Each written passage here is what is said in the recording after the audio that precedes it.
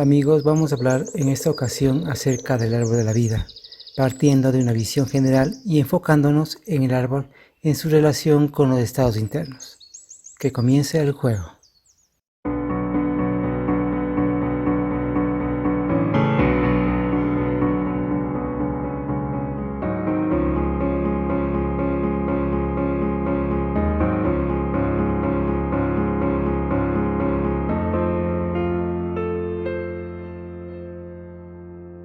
El árbol, considerado como máquina, como lo conocemos, tiene raíz hebrea, particularmente de la Cábala, escuela de pensamiento jasídico y esotérico.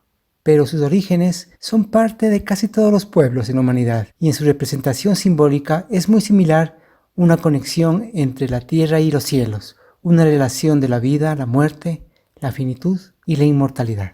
En los mayas encontramos una estela del árbol en Chiapas, México, que según algunos investigadores conectaban al inframundo hecho de agua con los cielos. Hay que considerar que toda la interpretación maya existente se la ha hecho a partir de mediados del siglo XX y desde la representación figurativa en piedras y unos pocos escritos como el Códice de Dresde, que se salvó de ser destruido y que se encuentra en Dresde, Alemania. Existe un manuscrito redactado por el fraile Francisco Jiménez en 1550 del Popol Vuh, una traducción del texto original perdido y que fue escrito en maya quiché. Hay que tomar en cuenta que todos los escritos mayas, aztecas, incas y de todas las civilizaciones y pueblos originarios de América fueron destruidos con la llegada de los españoles, queriendo borrar la clara existencia de una cultura conocedora en muchos aspectos de astronomía, matemáticas, metalurgia, agricultura, superando en varios campos al conocimiento europeo. Al eliminar los indicios de escritura, justificaban las grandes atrocidades que fueron realizadas contra su gente. Pero no todo se pudo ocultar. Los monumentos, pirámides, ciudades que no fueron borradas como Machu Picchu o las ciudades mayas escondidas por la selva nos dan los vestigios de grandes culturas cuya sabiduría se encuentra además en el interior de su gente originaria y, por qué no, también en la cultura mestiza.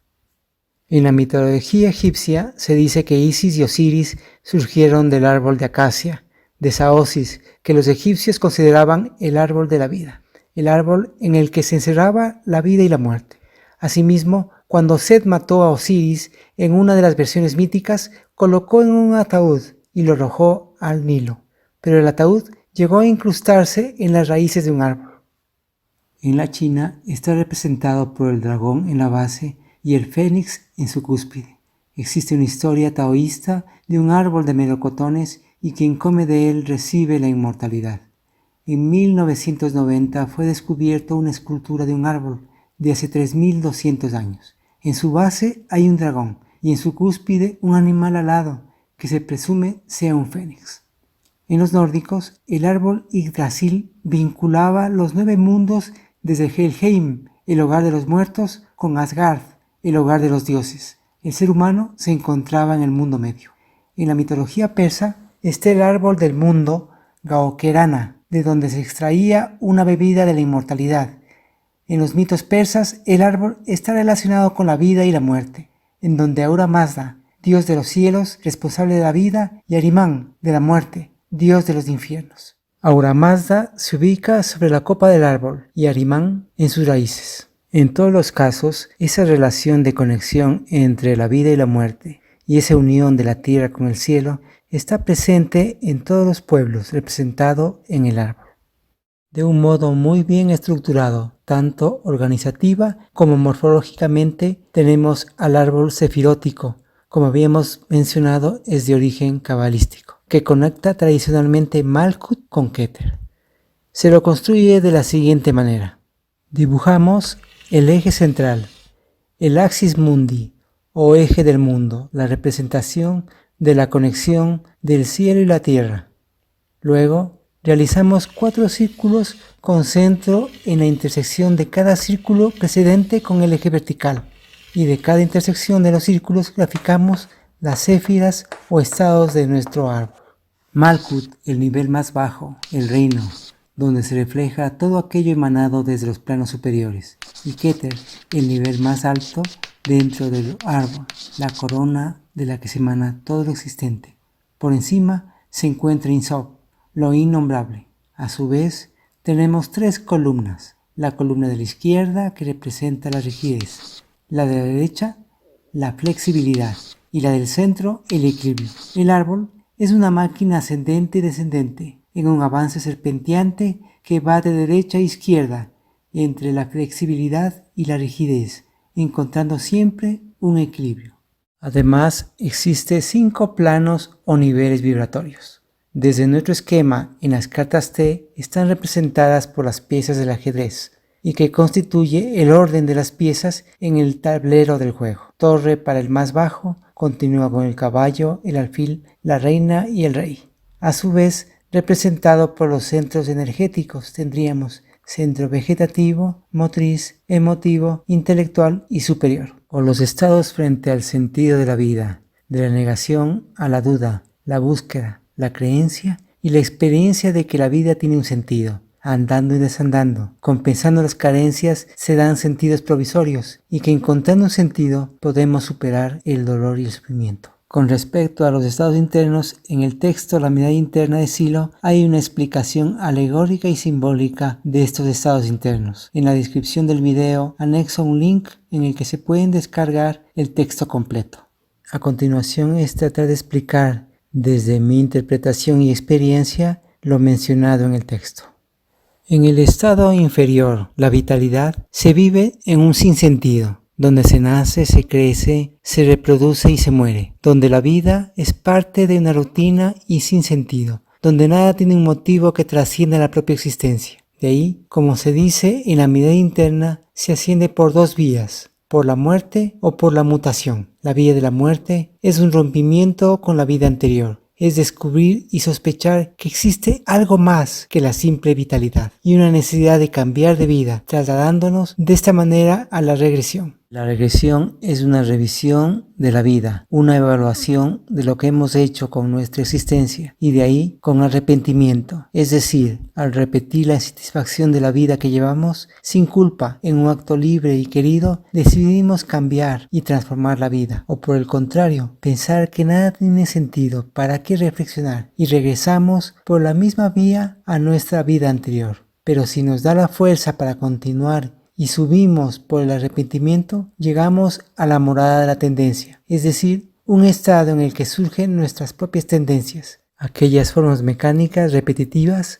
Al postergar, al justificar, al no avanzar, al darle muchas vueltas en la cabeza y no querer asumir el reto que tenemos por delante. Si uno sigue sin romper con esas tendencias, baja por la conservación nuevamente a la vitalidad.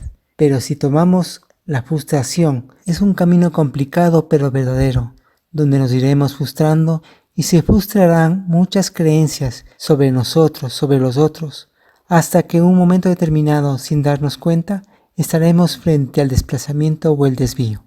Si frente a las frustraciones y los fracasos no tomamos la resolución, caeremos en el resentimiento. Nos resentimos con nosotros y con los otros por no lograr los objetivos deseados, porque la subida no es fácil y de ese modo descendemos hacia la regresión. También había otro camino desde la vitalidad, y ese es el de la mutación, un falso camino que siempre jalonea hacia abajo, porque no se ha cambiado realmente la vida, porque se quiere salir del sinsentido, pero no se quiere abandonar las posibles comodidades que supuestamente da ese estado. Además, sin frustrar las falsas creencias, sin sentir el fracaso, tomando una vía fácil. Volviendo a la morada de desplazamiento-desvío, si uno resuelve avanzar hacia una vida consciente, llegando a la generación en donde uno va haciendo muchas cosas, generando, actuando con mayor conciencia, en ese momento se puede presentar 3 vías: la caída, la degradación o el intento. La caída es accidental, donde uno no elige esa vía. La degradación es una vía en donde se hace un mal examen comparando el esfuerzo del ascenso con los aparentes beneficios que se tenía en una vida sin sentido. Desde la morada de la generación ascendemos por el intento hacia la inestabilidad, un estado muy interesante, ya que la inestabilidad es principio de la evolución. Cuando todo está estable, no hay cambios ni transformaciones. Desde la inestabilidad se avanza en un camino de volubilidad, de cambios continuos, hasta encontrarnos en el espacio abierto de la energía. En este estado hay mucha energía, mucha fuerza. Hay una sensación de sentirnos poderosos. Hay diversos mitos alusivos a este estado. Es en el momento en el que Buda está bajo la higuera, el árbol Bodhi. Ahí surge el ego tratando de desestabilizar, esperando una improvisación. En ese momento de meditación, Buda bajo el Bodhi, surge Mara, un demonio que le tienta con los deseos de poder y de dominio sobre otros. Es similar al mito de Jesús en el desierto, cuando Satanás le ofrece riquezas y reinos. En los dos casos les permite la iluminación. Sí lo recomienda en la mirada interna que allí, exactamente sobre tu cabeza, verás clavada en el firmamento la insinuante forma de la luna negra, una extraña luna eclipsada que se opone exactamente al sol. Allí debes esperar la alborada, paciente y con fe, pues nada malo puede ocurrir si te mantienes calmo. La luna negra es un fenómeno astronómico previo a la luna nueva, en que no se ve la luna y por lo tanto las noches son más oscuras y en ese momento habrá que estar tranquilo y esperar pacientemente el nuevo amanecer.